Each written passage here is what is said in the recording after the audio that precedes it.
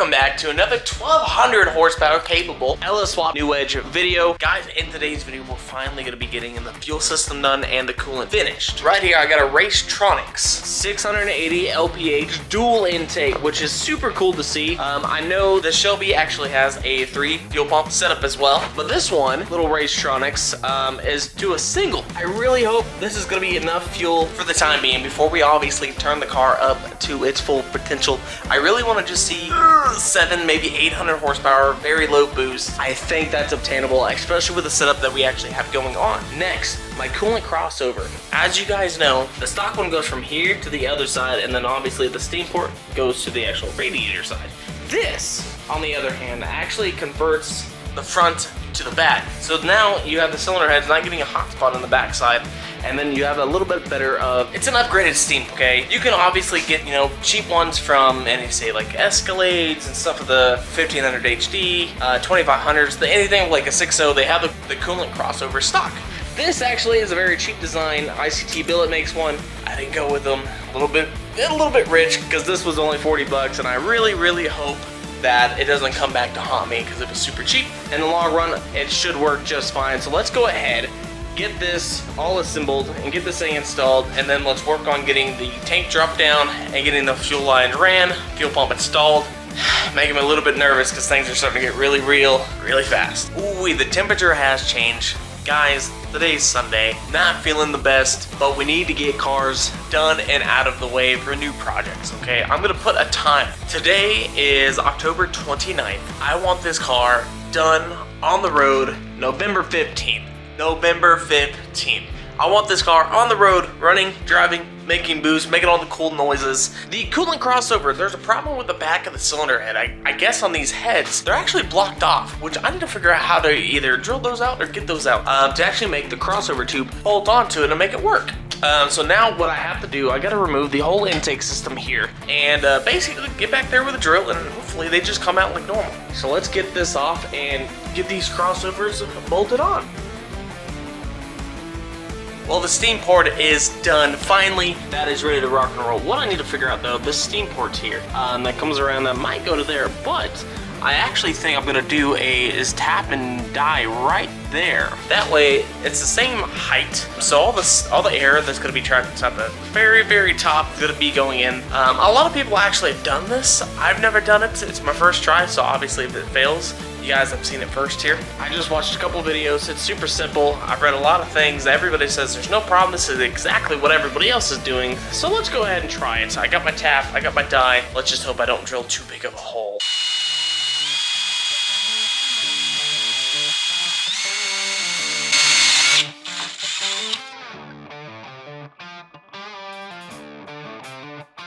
I made a crucial mistake. So when I was putting the steam port on, kind of forgot about the alternator. Kind of goes in exactly where that touches. So what I'm thinking, just take this out and get a 90-degree one that comes out that way.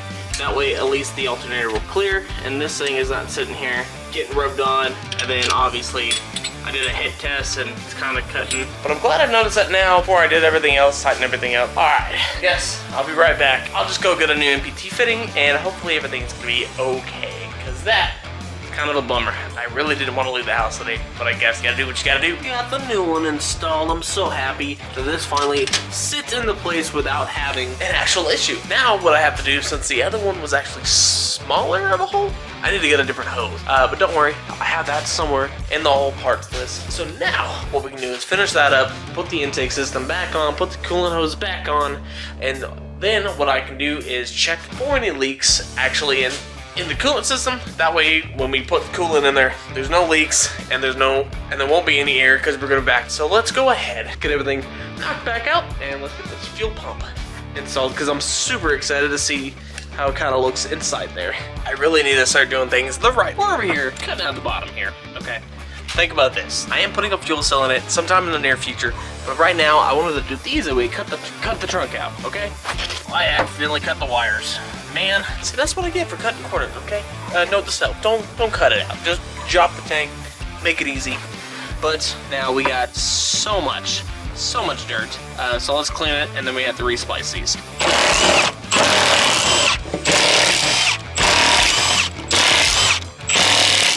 And just like that, the old fuel pump is officially out. We don't need that no more. Now the biggest question I have is how am I gonna fit this huge dual pump system inside the fuel tank and make it work? I have no idea. I haven't even thought this far.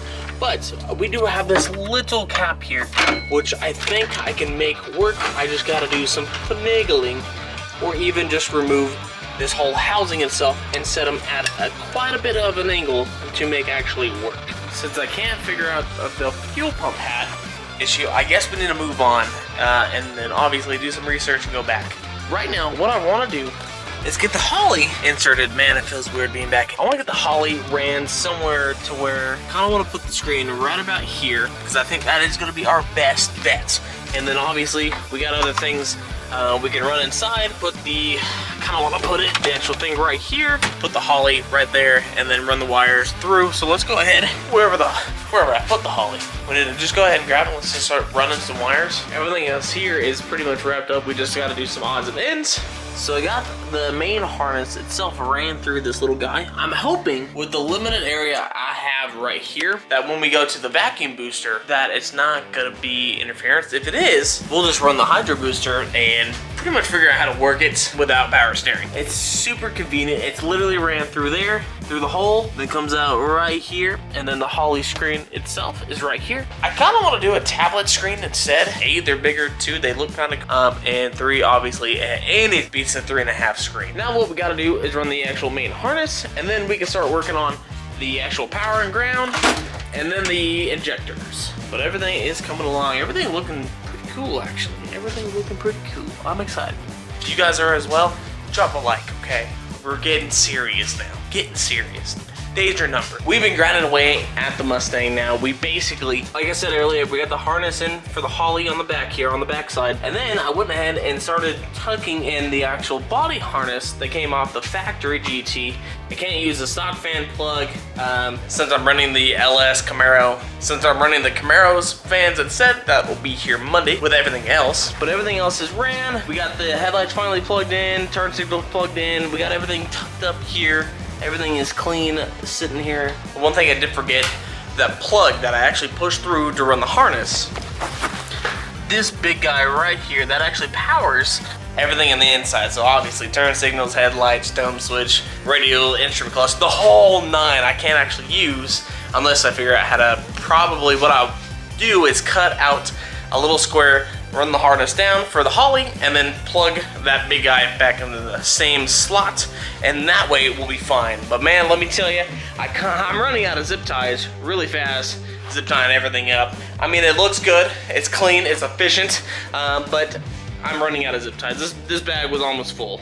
We got the knock sensors plugged in. I'm still waiting on torque converter bolts to actually make sure that's done, and then we can put the starter back on. We're on the old power wire over here, and then right now I pretty much took off the AC system here to pretty much open up this whole area here. Then what I'll need to do is shove this guy down to that area, so pretty much the catch can that's gonna come from this baffle here, that AN, the 12 AN fitting here, that'll run 2 lines here, and that's where the catch can is gonna be. Hopefully that works. Did run the heater lines here, all the way up here. This one's just a little bit too short, so basically I need to run an adapter right here, and then the heater will at least work. I know I'm not gonna have AC, but I do have windows, okay. Now everything else should be ready to go. I just need to move the harness. We can put the intake manifold back on, then basically I can start plugging in the injectors. I'm waiting on ignition wires that'll be here Monday so I can run the coil packs. I don't know where yet. I kind of want to do them right here or something underneath. I honestly do not know where I want to run the coil packs as of yet. It's kind of a mystery. It's all up in the air. But everything else is looking nice and clean. Nothing underneath is looking ridiculous. All this is gonna be hidden underneath the bumper. Man, it's gonna look so freaking good. We're getting so close to hearing this thing doing its first startup, which I'm super nervous. But let's keep going. Let's get this intake on. Let's get everything plugged in and getting ready to go.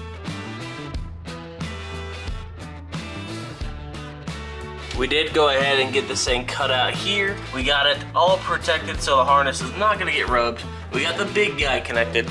So now, everything up front, like your powers on your headlights, turn signals, everything inside the car is gonna work, which is gonna be so nice. The one thing I didn't do on the foxbody, because I was like, you know what, I don't need any of it, and I cut it all out. Biggest regret of my life on that car. Probably why, I sold it. But this car is coming along so nicely. Everything is starting to be bolted in, wire harness in. I need to go get a vacuum booster. That's one thing I keep forgetting to do.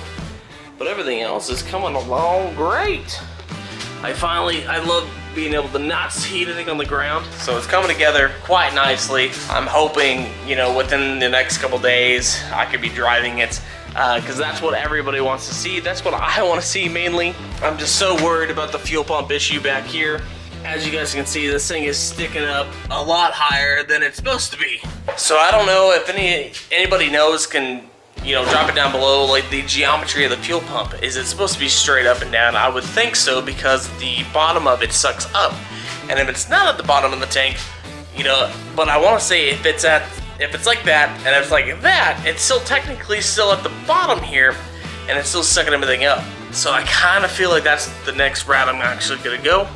Without obviously going fuel cell, a different fuel pump, it just becomes a whole mess at that point. This is gonna be the end of today's video.